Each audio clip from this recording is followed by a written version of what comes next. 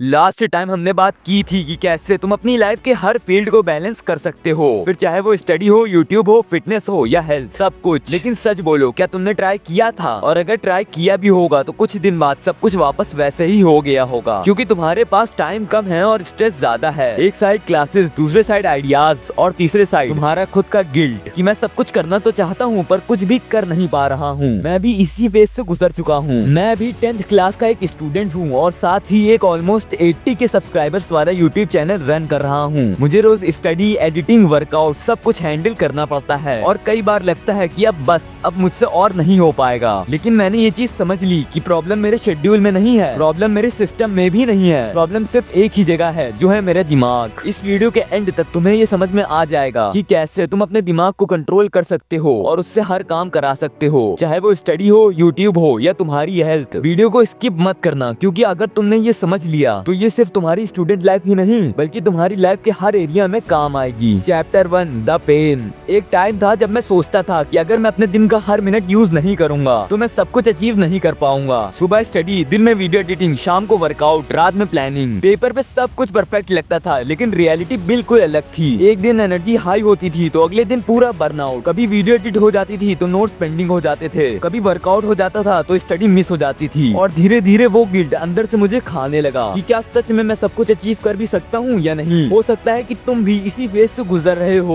वो मोमेंट जब तुम साइड में यूट्यूब वीडियो देख रहे होते हो प्रोडक्टिव होने के लिए और दूसरी साइड खुद ही डिस्ट्रैक्टेड हो। तुम प्लानिंग लिखते हो और कुछ दिन बाद वो नोटबुक सिर्फ एक शोपीस बन जाती है। तुम्हें लगता है कि तुम बिजी हो, पर असलियत में तुम हर चीज में आधे घुसे हुए होते हो। किसी में डेप्थ नहीं, सिर्फ सरफेस लेवल पे एफर्ट मारते हो। तुम्हारे अंदर एक कांस्टेंट प्रेशर होता है, अगर मैंने एक दिन भी मिस कर दिया तो सब कुछ खत्म। और यही सोच तुम्हें मेंटली ड्रेन कर देती है। मैं भी इसी फेज में था। हर वक्त लगता था कि मुझे हर फील्ड में परफेक्ट बनना है, लेकिन जितना ज्यादा मैंने कंट्रोल करने की कोशिश की उतना ज्यादा सब कुछ कंट्रोल से बाहर होता गया। Chapter 2, why people fail. ज्यादातर लोग सोचते हैं कि उनकी प्रॉब्लम टाइम की है, लेकिन सच ये है कि उनकी प्रॉब्लम माइंड की है। हम लोग अपनी लाइफ की हर चीज एक साथ करना चाहते हैं, स्टडीज भी, यूट्यूब भी, हेल्थ भी, पर हम ये नहीं समझते हैं कि हमारा दिमाग मल्टीटास्किंग के लिए बना ही नहीं है। जब तुम एक काम करते हुए दूसरे काम के बारे में सोच रहे होते हो तो तुम्हारा फोकस दो टुकड़ों में डिवाइड हो जाता है, और जब फोकस डिवाइड होता है तो आउटपुट खत्म, या समझ लो आधा हो जाता है। यही रीजन है कि तुम 8 घंटे बिजी रहते तो हो, लेकिन दिन के एंड में लगता है कि मैंने तो आज कुछ किया ही नहीं, क्योंकि तुमने काम तो किया है पर अपने दिल से नहीं। दूसरी बड़ी दिक्कत है फेक प्रोडक्टिविटी। तुम शेड्यूल लिखते हो, नोट्स बनाते हो और टास्क प्लान करते हो, लेकिन जब रियल काम करने का टाइम आता है तब तुम्हारा दिमाग रेसिस्ट करता है, क्योंकि तुम्हारा ब्रेन प्लान से डोपामिन लेता है और तुम्हें लगता है कि तुम प्रोडक्टिव हो, लेकिन असलियत में तुम बस प्रोडक्टिव फील करते हो। यही लूप सबको ट्रैप करता है। तुम हर वीक एक न्यू रूटीन बनाते हो, न्यू गोल्स लिखते हो, न्यू मोटिवेशन लेते हो, लेकिन हर बार वही बर्नआउट, वही स्ट्रेस, क्योंकि सिस्टम तो चेंज हो सकता है पर माइंडसेट वही का वही रहता है। तुम्हारे अंदर एक हिडन पैटर्न होता है। तुम कंट्रोल चाहते हो, तुम परफेक्शन चाहते हो, लेकिन वो पैटर्न तुम्हें ये करने नहीं देता है। और ये बात जानना भी बहुत ज्यादा जरूरी है कि तुम लाइफ की हर चीज को कंट्रोल नहीं कर सकते हो। जब तुम ये एक्सेप्ट करना सीख जाते हो कि तुम्हारा हर दिन परफेक्ट नहीं होता है, तब तुम पीस के साथ अपना काम करना सीख लेते हो।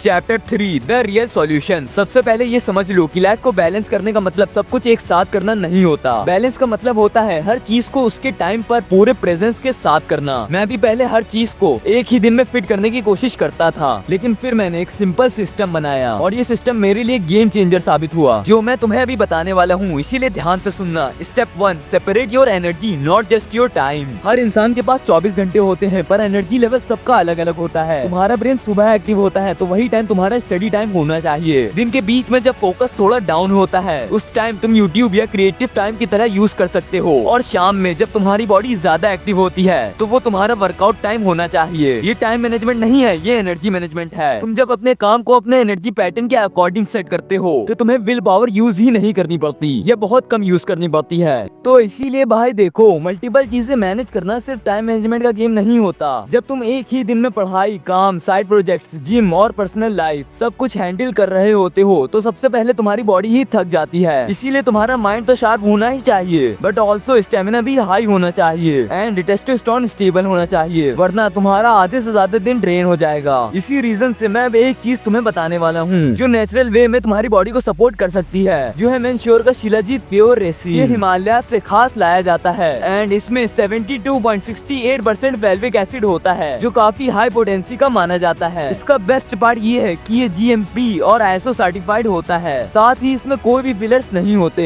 मुझे ये इसीलिए पसंद आया क्योंकि ये एनर्जी को काफी हद तक बढ़ाने में मदद करता है, इससे फटीग कम होता है और बॉडी का नेचुरल स्टेमिना इम्प्रूव होता है। जब तुम मल्टीपल चीजें एक साथ मैनेज कर रहे होते हो तो ये स्टेबिलिटी बहुत ज्यादा काम आती है। प्लस ये इम्यून सिस्टम को भी काफी ज्यादा स्ट्रॉन्ग बनाता है, मतलब इससे रिकवरी फास्ट होती है और स्किन पे भी एक हेल्दी इफेक्ट आता है। बेसिकली अगर तुम एक अच्छा रूटीन फॉलो कर रहे हो तो ये एक सॉलिड सपोर्ट सिस्टम की तरह काम कर सकता है। इसे यूज करना भी काफी ज्यादा सिंपल है, बस एक स्पून शिलाजीत हल्के गर्म पानी में घोल कर पी लेना है और बस हो गया। अगर तुम इसे यूज करना चाहते हो तो मैंने इसकी लिंक डिस्क्रिप्शन में दे दी है, तुम वहाँ से इसे इजीली बाय कर सकते हो। तो चलो वीडियो आगे कंटिन्यू करते हैं।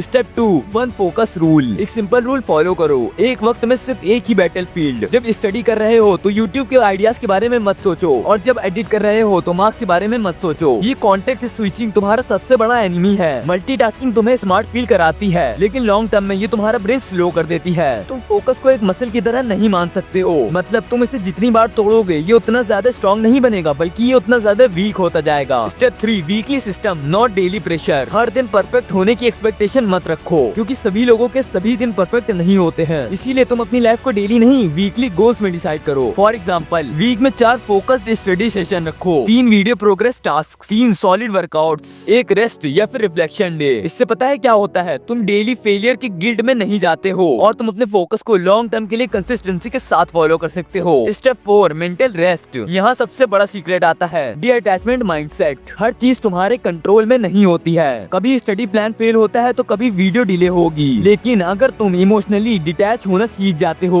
तो तुम कभी भी बर्नआउट फेस नहीं करते हो। सबसे पहले तो तुम ये समझ लो कि डिअटैच का मतलब इग्नोर करना नहीं होता, इसका मतलब होता है अपनी एनर्जी को प्रोटेक्ट करना। जब कोई काम प्लान के हिसाब से नहीं होता तो गुस्सा या गिल्ट लेने के बजाय सिर्फ ऑब्जर्व करो कि मुझसे क्या गलत हुआ और अगले दिन मैं इसे कैसे सही कर सकता हूँ। बस ये सोच तुम्हें मेंटल पीस देगी, just like iron man, because वो हमेशा अपनी गलतियों से ही सीखता था और हर बार और बेटर बनकर आता था। दिक्कतें सबकी लाइफ में होती है पर सिर्फ वही लोग आगे बढ़ पाते हैं जो इस दिक्कत के बीच में भी फोकस और पीस को मेंटेन करते हैं। तो बस वीडियो यहीं तक थी, लेकिन अगर तुम इस वीडियो को यहाँ तक देख रहे हो तो बस एक बार इस वीडियो को लाइक करके चैनल को सब्सक्राइब जरूर कर देना, बिकॉज इस टाइम इस चैनल की रीच इतनी ज्यादा डाउन है कि मैं तुम्हें बता भी नहीं सकता हूँ। अगर तुम इस वीडियो को एक बार लाइक करते हो और हाइप करते हो तो हो सकता है कि ये वीडियो और लोगों तक पहुँच सके, और अगर चैनल पे नए हो तो सब्सक्राइब भी कर देना। तो बस बाकी मैं नेक्स्ट वीडियो में मिलता हूँ।